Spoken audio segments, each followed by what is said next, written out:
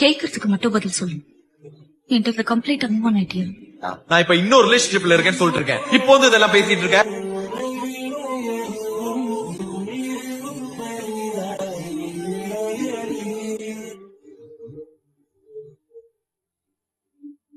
எனக்கு பதில் கிடைச்சிருச்சு.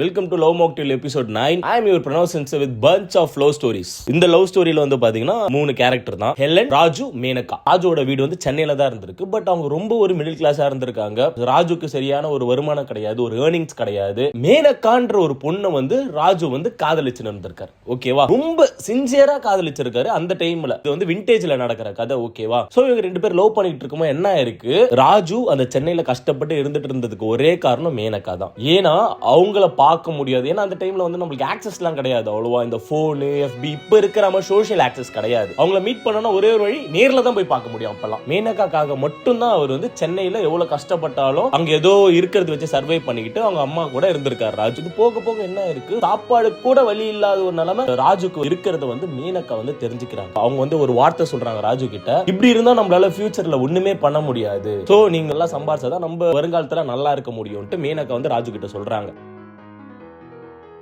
ராஜுக்கு செம்ம வெறி, இதுக்கு மேல நம்ம இப்படி இருந்தோம்னா வேலைக்காவது, நம்ம பணம் சம்பாரிச்சே ஆகணும்ட்டு இங்க இருந்து கிளம்பி கர்நாடகாவுக்கு போறாரு.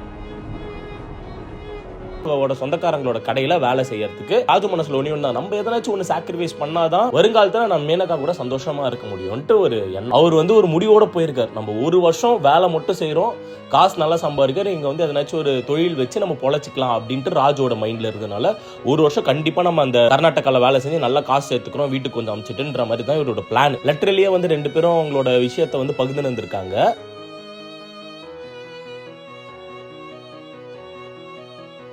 3 மாசம் 4 மாசம் அப்படியே தாண்ட மேனகா கிட்ட இருந்து வர லெட்டர்ஸ் வந்து ராஜுக்கு கம்மியாயினே வந்திருக்கனால ராஜுக்கு ஒரு பயம் வந்திருக்கு. ஒர்க் பண்ற கடையில இருந்து லீவ் கேட்டு ராஜு அங்க இருந்து கிளம்பி வந்துட்டு இருக்காரு. எங்க நம்ம சென்னைக்கு மேனகாவை பார்க்க. ரைட்டா மேனகாவை பார்க்கணும், அவங்க வீட்டுக்கு போய் போனா வீடு பூட்டி போட்டு இருக்கு. மேனகா ஆளை காணும். ராஜுக்கு அப்ப எப்படி இருந்திருக்கும், ஒரு பொண்ணுக்காக தான் அவர் வந்து அந்த வாழ்க்கையிலேயே போய் முன்னேறணும் நினைச்சிட்டு போய் அங்க சம்பாரிச்சு கஷ்டப்பட்டு இருந்திருக்காரு. திடீர்னு வந்து பார்த்தா அந்த பொண்ணே இல்லைன்ற போது எப்படி இருக்கும், இவருன்னு புரியாம இருக்குமா. அக்கம் பக்கத்துல விசாரிக்கும் போது அவளை வந்து அவங்க மாமா பையன் வந்து பொண்ணு பார்க்க வந்தான், இவ்வளவு வந்து பிடிச்சிருக்கா மாதிரி தான் வந்து அவ இருந்திருக்கா, உன்னை ஏமாத்திட்டானா அப்படின்ற மாதிரி அங்க இருக்கிற பசங்க வந்து ராஜு கிட்ட சொன்ன உடனே ராஜுவால தாங்க முடியல. Literally Menaka got married suddenly. இதான் உண்மை. ராஜுக்கு வந்து ஒரு மாதிரி, ஒருவேளை நம்மள இங்க வெளியூருக்கு அனுப்புனது எல்லாமே இதுக்கான பிளானா தான் இருக்குமோ. ஏன்னா அந்த டைம் ஆக்சஸ் கிடையாதுப்பா, ஒண்ணுமே கிடையாது. இப்பனாச்சும் நீங்க கண்டுபிடிச்சிடலாம், அப்பெல்லாம் உங்களால கண்டுபிடிக்க முடியாது எப்ப கல்யாணம் ஆகுதுன்னு கூட. ராஜுவால தாங்கிக்க முடியல. எங்க தேனாலும் மேனகா எங்க போனாங்க கூட தெரியல. ராஜு வந்து அழுதுக்குன்னு, ஏன்னா அவர் அவ்வளவு லவ் பண்ணியிருக்காருல மேனகா. நீங்க நினைச்சு பாருங்க, ஒரு பொண்ணுக்காக தான் எல்லாமே பண்றோம், ஆனா அந்த பொண்ணு இல்லைன்ற போது அந்த வலி வந்து பயங்கரமா இருக்கும். திருப்பி அவங்க அம்மா கிட்ட போய் அழுதுட்டு, இந்த மாதிரி என்னை ஏமாத்திட்டாமா, அவளுக்காக தான் நான் எல்லாத்தையும் பண்ணேன், பட் அவ என்ன இப்படி பண்ணிட்டாளேமா, இதுக்கு மேல இங்க இருக்காதராப்பா, இங்க இருந்தா அந்த பொண்ணோட நினைப்பாவா தான் இருக்கும், நீ அங்க ஊருக்கே கிளம்பி போயிடுப்பா, நல்ல வேலை செஞ்சு அங்கேயே நல்லபடியா இருப்பான்ட்டு அவங்க அம்மா கண்ணீரோட வந்து ராஜுவை அனுப்பி வைக்கிறாங்க. ராஜு கிளம்பி திருப்பி கர்நாடகாக்கே போயிடுறாரு. டேஸ் போகுது. கர்நாடகால வந்து ஒரு பார்க், ஓகேங்களா, அந்த பார்க்ல அடிக்கடி ராஜு போய் தனியா உட்காந்து ஃபீல் பண்றது, அவங்கள நினைச்சு அழுவுறது. அவ்வளவு லவ் பண்ணிருக்காங்க, திடீர்னு அந்த பொண்ணே கூட இல்லன்ற போது அந்த ஒரு தாங்கிக்க முடியல ராஜுவால. சோ அழுதுகிட்டு அந்த இடத்துல இருக்கிறத வந்து ஒரு பொண்ணு வந்து அந்த பார்க்ல நோட் பண்ணிருக்காங்க. ஒரு டைம் போய் அந்த பொண்ணே போய் அப்ரோச் பண்றாங்க. அந்த பொண்ணு பேர் தான் ஹெலன். ராஜுவோட லைஃப்ல ரெண்டாவது ஒரு பொண்ணு. ஹெலன் வந்து என்ன பண்றாங்க, ராஜு கிட்ட போய் கேக்குறாங்க, சோகமா இருக்கீங்க இல்லனா அழுவுறீங்க தேம்பி என்னதான் ஆச்சுன்ன போது ஹெலன் கிட்ட எல்லாத்தையும் சொல்லி புலம்புறாரு. இந்த மாதிரி நான் சென்னையில இருந்து இங்க வந்த ஒர்க்குக்கு, அவளுக்காக தான் நான் எல்லாமே பண்ண, கடைசியில அவ என்ன இப்படி ஏமாத்தி வேற ஒருத்தவங்களுக்கு கல்யாணம் பண்ணின்னு போயிட்டா அப்படின்ற மாதிரி கண்ணீரோட ராஜு வந்து ஹெலன் கிட்ட எல்லாமே சொல்றாரு. சொல்லிட்ட உடனே ஹெலனோட மனசுல ஒண்ணு தான், ஹெலனுக்கு வந்து ஒரு பையன் ஒரு பொண்ணை இவ்வளவு லவ் பண்ணிருக்கானேன்ற ஒரு விஷயம் அவங்களுக்கு புதுசா இருந்திருக்கு ஹெலனுக்கு. அதுல இருந்து ஹெலனும் ராஜுவும் வந்து நெருக்கமா வந்து பழக ஆரம்பிச்சிருக்காங்க. ஒரு நல்ல ஒரு பர்சன் மாதிரி ராஜுவோட லைஃப்ல ஹெலன் வந்து இருந்துகிட்டே இருந்திருக்காங்க.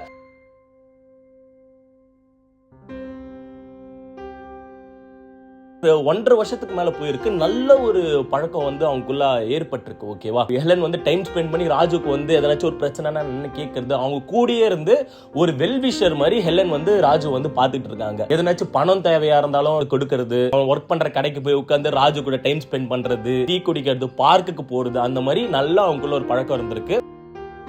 இது காலம் போக போக போக 2 பேரும் பேசிக்கிட்டு இருக்கும் போது மழை பெஞ்சுக்கிட்டு இருந்திருக்கு. ரைட்டா அந்த பார்க் தானே அது, ட்ரீஸ் நிறைய இடத்துல இருக்கும். அந்த மரத்து கீழே வந்து ஹெலனும் ராஜு வந்து நின்றுட்டு இருக்கும் போது ஹெலன் வந்து ஒரு விஷயத்த சொல்றாங்க ராஜு கிட்ட, என்னன்னா நம்ம கல்யாணம் பண்ணிக்கலாமா ராஜு அப்படின்றாங்க. ராஜுக்கு ஒண்ணுமே புரியல. ஒரு ஸ்ட்ரேஞ்சர் தானே இத்தனைக்கும் ஹெலன், ஆனா அவரோட ராஜுவோட லைஃப்ல ஒரு பியூட்டிஃபுல்லான ஒரு பர்சன் அவங்க. ஹெலன் வந்து அவ்வளவு அழகா இருப்பாங்களா, அழகு மட்டும் கிடையாது கேரக்டருமே அவங்களுக்கு ரொம்ப அழகான ஒரு விஷயம் தான். ராஜு கிட்ட வந்து கேட்ட உடனே ராஜுவால இல்லன்னு சொல்ல முடியல, மறுக்கவே முடியல. ராஜுவால ஓகேன்னு சொல்லிட்டு இருக்காரு. ஓகேன்னு சொல்லி அங்க இருந்து கரெக்டா 1 வாரம் நகருது கைஸ். திருப்பி அம்மாவை பார்க்க சென்னை ராஜு வராரு. அவர் போய் சென்னையில இறங்கி கொஞ்சம் தூரம் அவங்க வீட்டாண்ட போனோம்னா அவர் பார்த்தோட முகம் மேனகா. இவ்வளவு வருஷம் கழிச்சு திருப்பி மேனகாவை பாக்குறாரு. மேனகா இவர்கிட்ட ஓடி வரா. ஓடி வந்து இவளோட கால்ல விழுந்து, நான் பண்ணதெல்லாம் தப்பு, உன்னை ஏமாத்திட்டு போனதுக்கு தான் நான் இன்னைக்கு தண்டனை அனுபவிச்சிருக்கிறேன், என்னால அவன் கூட வாழ முடியாது, என்ன ரொம்ப கொடுமைப்படுத்துறான், அதனால அவன் கூட இருந்து நான் பிரிஞ்சுட்டேன், எனக்கு நீ தான் வேணும் ராஜுன்ட்டு மேனகா ராஜுவை கட்டி புடிச்சுன்னு கதறி இருக்கா. பட் ராஜுக்கு வந்து ஒண்ணுமே புரியல. நம்ம வேற வந்து இல்லைன்னா வேற நம்ம நம்பிக்கை கொடுத்துட்டோமே, இப்ப இவ வேற இப்படி பண்றாளேன்ட்டு தடுமாற்றமாவே இருந்திருக்கு. உண்மையிலேயே ராஜுக்கு வந்து மேனகாவா தான் ரொம்ப பிடிக்கும். சூழ்நிலையில இப்ப ஹெலன் வந்து அவரோட லைஃப்ல வந்தாங்க. ஹெலனுக்குமே இவர் வந்து ஓகே சொல்லிட்டு இருக்காரு. ராஜு வந்து இப்போதைக்கு நீ எதுவும் அழுவாத இருன்ட்டு 2 பேரும் கொஞ்சம் அப்படியே டைம் ஸ்பெண்ட் பண்ணியிருக்காங்க. திருப்பி அவருக்கு அந்த ஒரு பழைய காதல் வந்து மேனகா கிட்ட வந்துட்டு இருக்கு. திருப்பி கர்நாடகா போயிட்டு ஹெலனை வந்து பார்த்துருக்காரு. ஹெலனை பார்த்துட்டு சொல்லியிருக்காரு ஹெலன் கிட்ட, இந்த மாதிரிலாம் இருக்கு, என்னால் அவளை மறக்க முடியல, நீங்க தப்பா எடுத்துக்காதீங்க ஹெலன், நான் வந்து அன்னைக்கு உங்களை காதலிக்கிறேன்னு சொல்லிட்டேன், ஆனா என்னால அவ திருப்பி என் வாழ்க்கையில வந்திருக்கா, அவளுக்கு என்னை விட்டா யாருமே கிடையாது, ஏன் மேனகாவா அப்படின்னு ஒன்னு ஹெலன் வந்து ஸ்மைலோட, சரி ராஜ் நீ சந்தோஷமா இருக்கல, எனக்கு அது போதுன்ட்டு இதை நானும் மறந்துடுறேன் நீயும் மறந்துடுன்ட்டு ஹெலன் வந்து அந்த இடத்த விட்டு அப்படியே கிளம்பிட்டு இருக்காங்க. முடிஞ்சு ரொம்ப வருஷம் ஆயிடுச்சு. Helen chapter close. ராஜுக்கு வந்து பாத்தீங்கன்னா ஒரு பொண்ணு ஒரு பையன் மேனகா கூட லைஃப் வந்து வாழ்ந்துட்டு இருக்கான். ஹோப் மேனகா வந்து 2வது வாட்டி அந்த மாதிரி ஒரு தப்பு பண்ணல. ராஜுவோட வாழ்க்கையில ஒரு ரொம்ப பெரிய ஒரு பண கஷ்டம், சூசைட் பண்ற நிலைமைக்கான ஒரு பண கஷ்டம்னு வச்சுக்கோங்களேன். அவ்வளவு கடன், அவ்வளவு ராஜுவும் நிம்மதியா இல்ல. சோ அந்த மாதிரி ஒரு ஜோன் ஆயிருக்கு. அவ்வளவு கஷ்டத்துல இருந்திருக்கா ராஜு.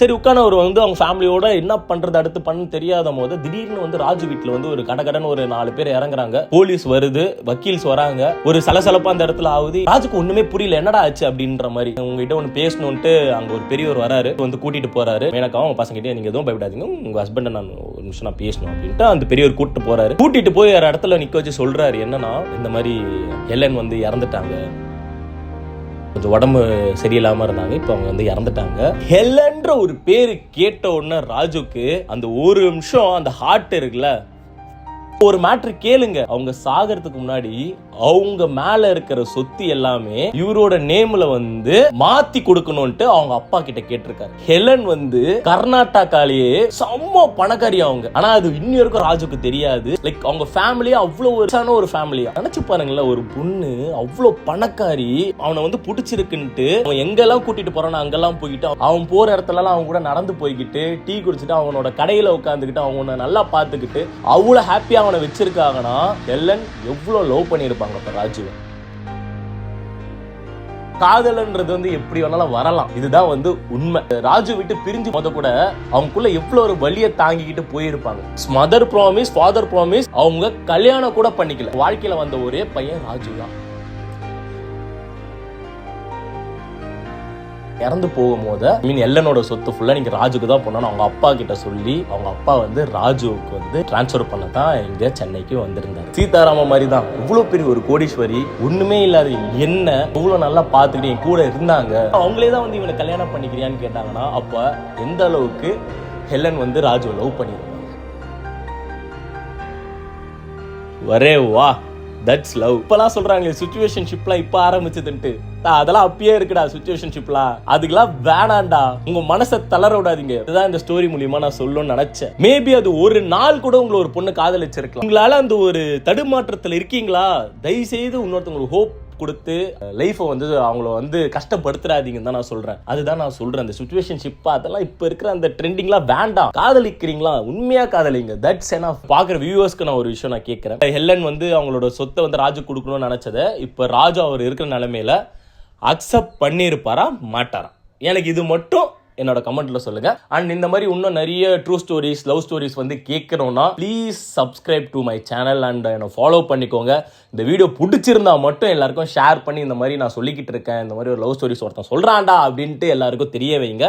அண்ட் உங்களோட காதல் கதை என்னோட சேனலில் வந்து டெலிகாஸ்ட் ஆகலனாலும் என்னோட மெயில் ஐடி நான் கீழே கொடுக்குறேன். அந்த மெயில் ஐடிக்கு எனக்கு ஒரு மெசேஜ் பண்ணிடுங்க. அது உங்களோட லவ் ஸ்டோரிஸ் நான் ஒன்னொருத்தர் தான் போட்டுட்டு தான் வரேன் சொல்றேன். இதுக்கு மேலே நான் கொஞ்சம் ரெகுலராக நான் போட ஆரம்பிச்சிருவேன். No worries. இப்படிக்கு உங்க விடை பெறுகிறது உங்கள் சென்சை. பாய்.